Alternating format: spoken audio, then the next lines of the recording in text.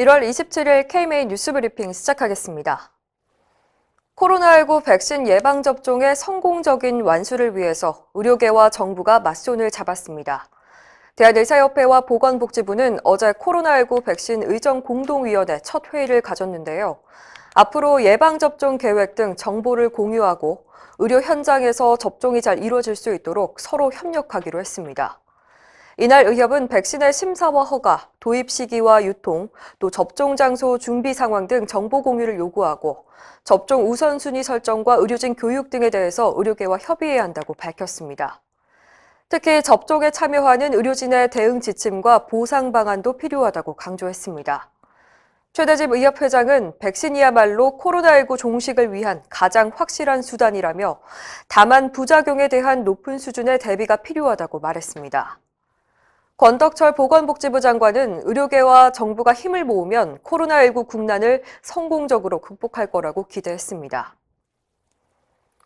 정부는 백신 접종을 통해서 올해 안에 집단 면역을 달성한다는 계획이지만 의료계는 신중한 입장입니다. 최대집 의협 회장은 언론과 인터뷰에서 국민 3,600만 명 접종을 위해선 7천만을 가까이 접종해야 하는데 단순히 계산해봐도 의사 수십만 명이 필요한 대사업이라고 말했습니다. 백신 물량 확보 역시 정부 계획대로 원활히 도입될 거란 보장이 없는 형편입니다. 특히 부작용이 문제인데요. 최 회장은 백신 접종과 시간적 접근성이 있는 사망 사례가 분명히 생길 거라며 인과관계가 없다는 결론이 나더라도 국민은 불안해할 수밖에 없다고 말했습니다. 백신 접종에 대한 국민의 순응도가 낮을 경우 올해 안에 집단 면역 달성은 어렵다는 전망입니다.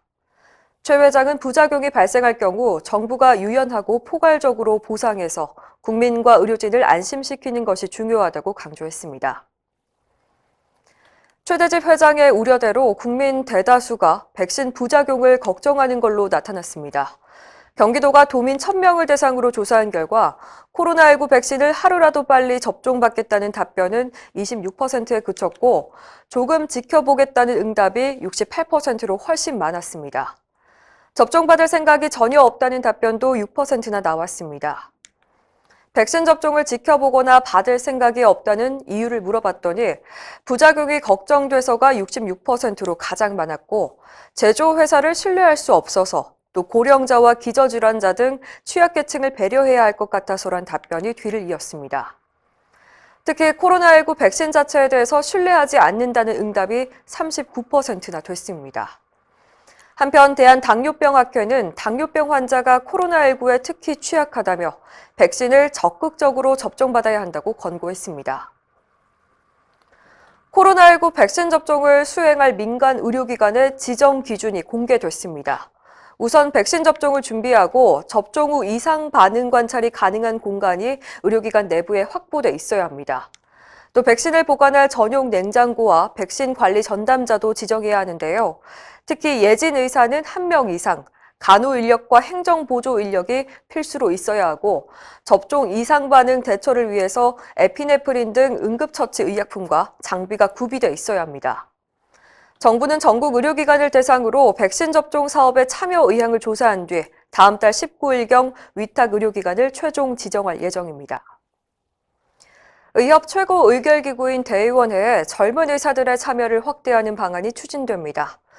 대의원회는 최근 전국 시도의사회 공문을 보내서 회비를 납부한 전공의 300명당 1명을 의협 중앙대의원으로 선출하고 300명 미만일 경우에도 1명씩은 선출하라고 권고했습니다.